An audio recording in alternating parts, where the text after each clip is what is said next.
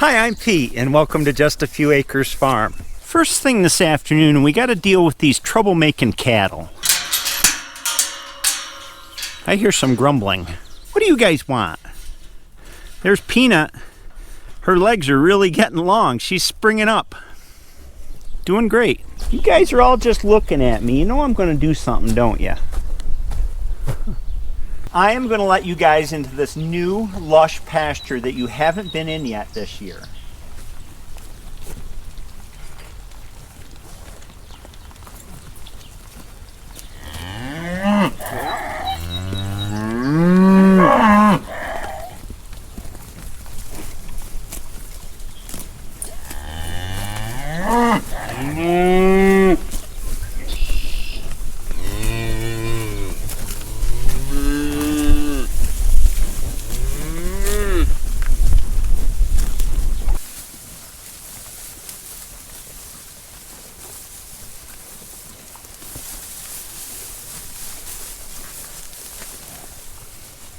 Look at how high the clover is in here, up past my knees. And alfalfa going to bloom.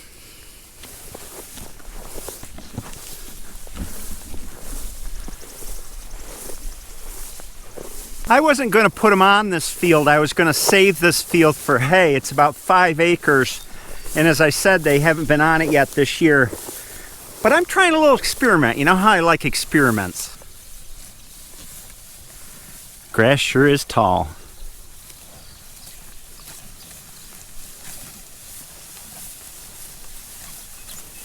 We've always followed a model of having multi-purpose fields that we graze and take hay off of. But often those fields were designated by year, and I'm not doing that this year. The other thing I'm moving away from this year is daily move mob grazing, because I want to see what happens. Last fall I mentioned that it seemed to me that with daily move mob grazing, when they were at the end of the grazing period, it was a period of stress for them, that they were yelling at us like they were hungry. Well, there was still plenty to eat, but not the choice stuff that they wanted. And I'm wondering if giving them these whole fields instead is going to result in higher dress weights for the steers that we're sending to butcher this summer, because they have 24/7 continuous access to these big areas of food, and they're never crying at us anymore. They're never going hungry or getting to the stuff that they won't eat toward the end of their daily mob move. And I don't know, we'll see how it works. I mean, there's no harm in trying everything.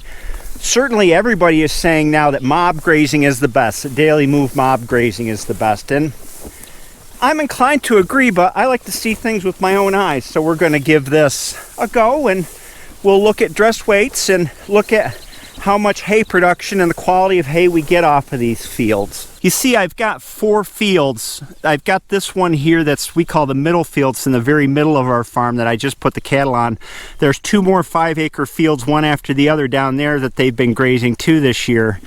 And then there's 1 2-acre field here that they've grazed once.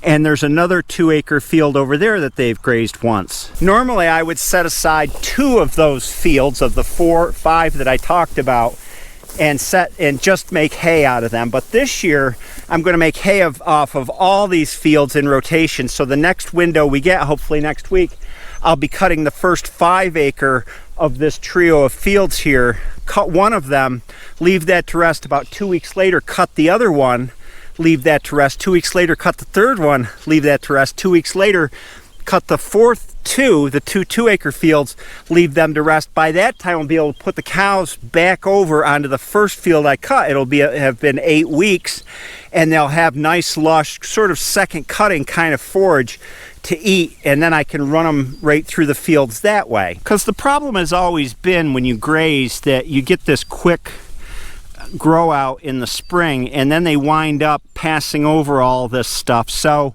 well, they'll concentrate on stuff that's more in the undergrowth, see the clover under here, and leave the stuff that's gone to seed.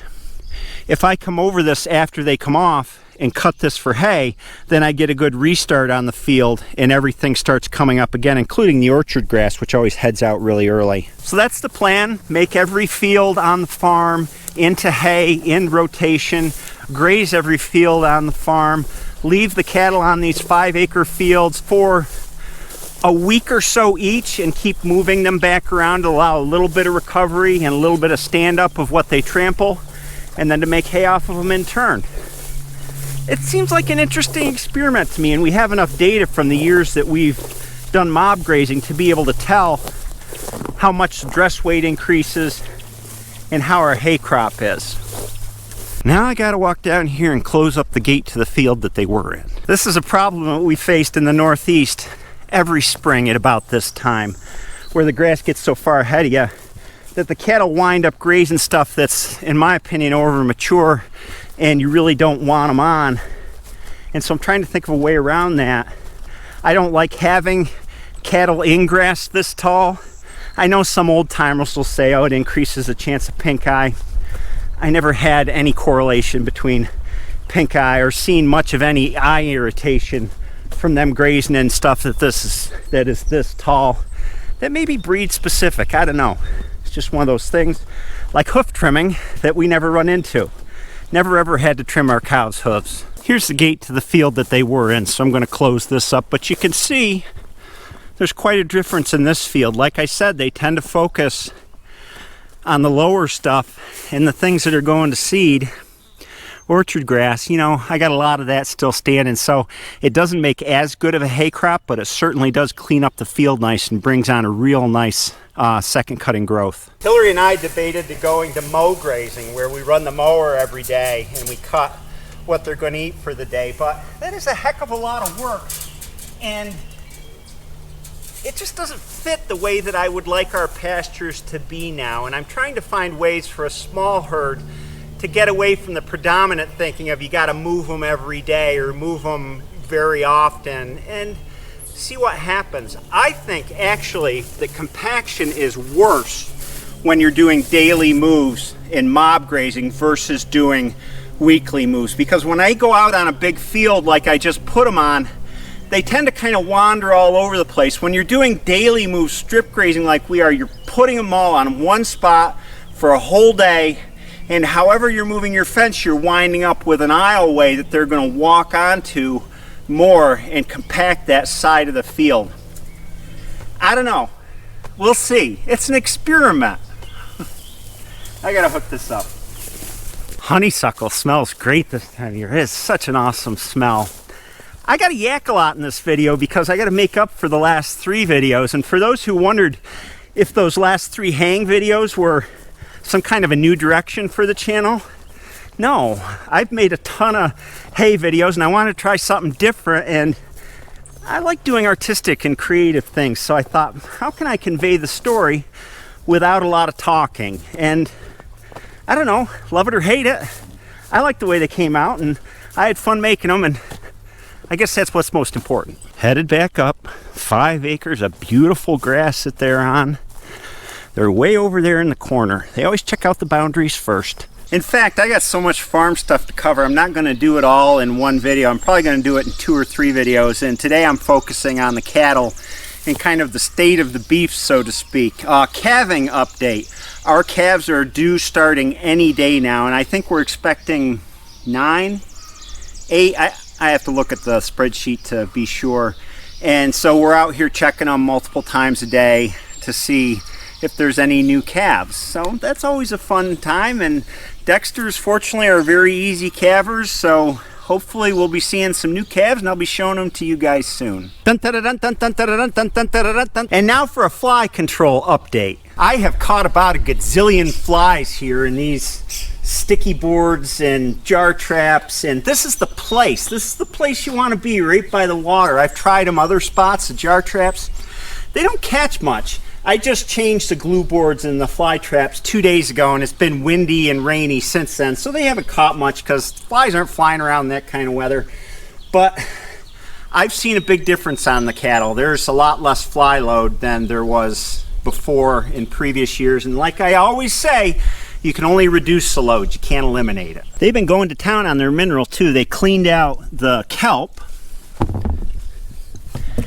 Not a lot of Grazer's Choice has been eaten, but they really started getting into the Redmond garlic salt. I'm just about down to the bottom of that, and I'm going to have to refill it. So just like Bill Murray in Caddyshack, I'm having to think like the fly. keep them away from the cattle with the garlic salt, and then give them a nice magnet to head toward too with the sweet smelling jar traps and sticky paper. Oh, it sure does smell good. I'm going to leave that mineral feeder as is with no kelp in it for a little while because I want them to chow down on the garlic salt and really get a good amount of that in their system before I refill the other minerals. And now it's time for part 2 of the fly update. We'll just go in here.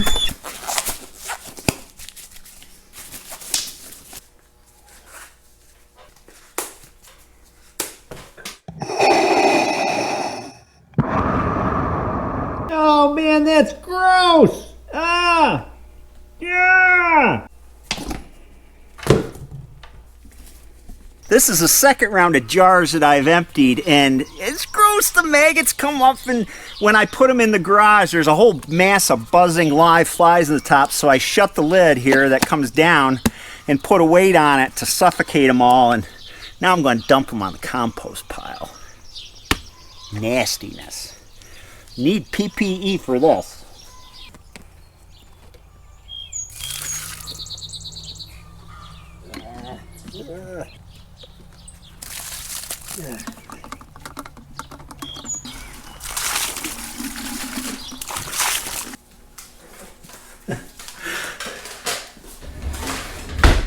It's like, what's that old movie, the something syndrome? No. Oh, good way. This is that old Michael Crichton movie, the Andromeda strain. It's like the Andromeda strain dealing with dead flies. I just wash out the jars and then I rotate them back in, so when these ones that are out there are full, I'll just put the other ones back in. And I have packs of these, which are packs of the attractant, and I just refill with them. This stuff is cheap. It's really working well. I have a deep, dark secret to reveal that I've been holding back from you guys for a long time, and that is that I have a fear of speed bumps. I do. Fortunately, I'm slowly getting over it. It's been a bumpy ride, though.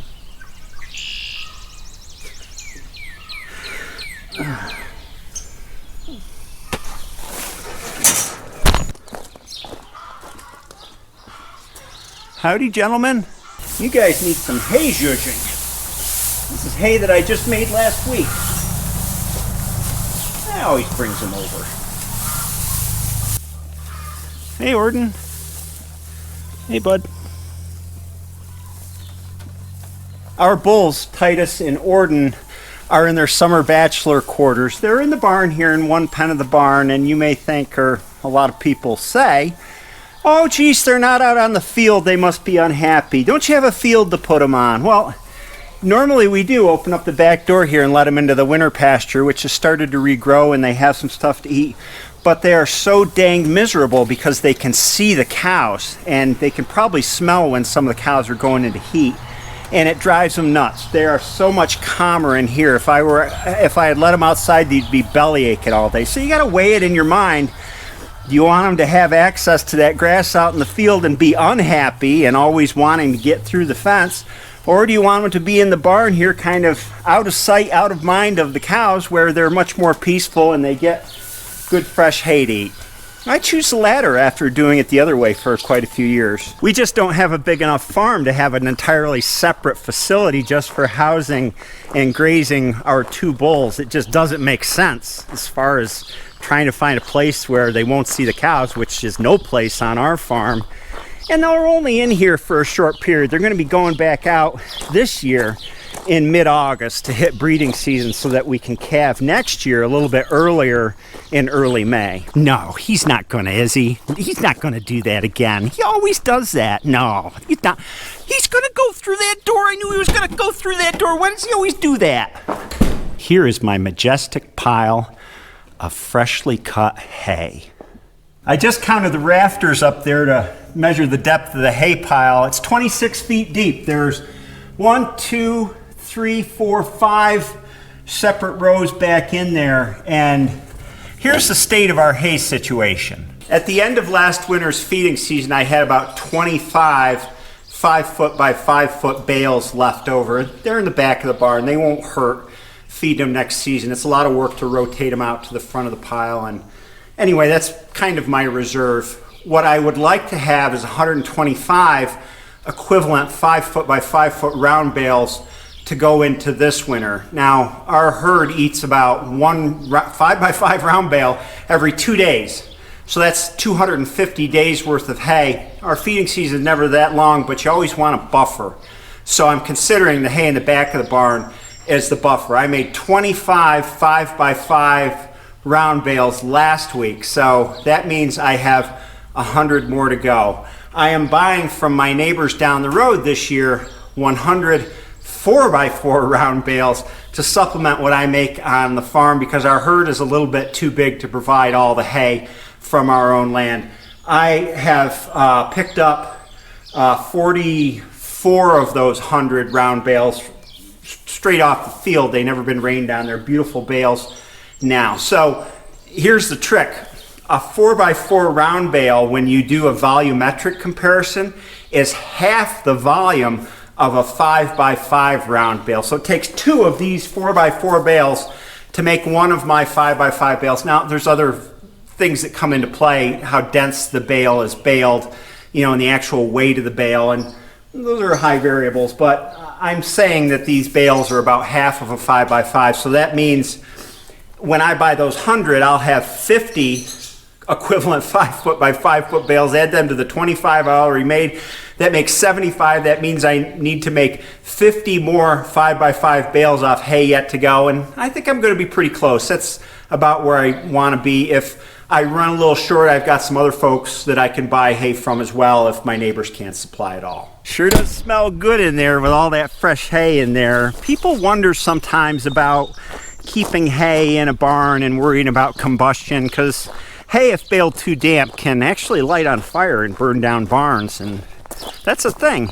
What I do is, after I bale my round bales, I test dryness by feel, and I kind of know when to bale them.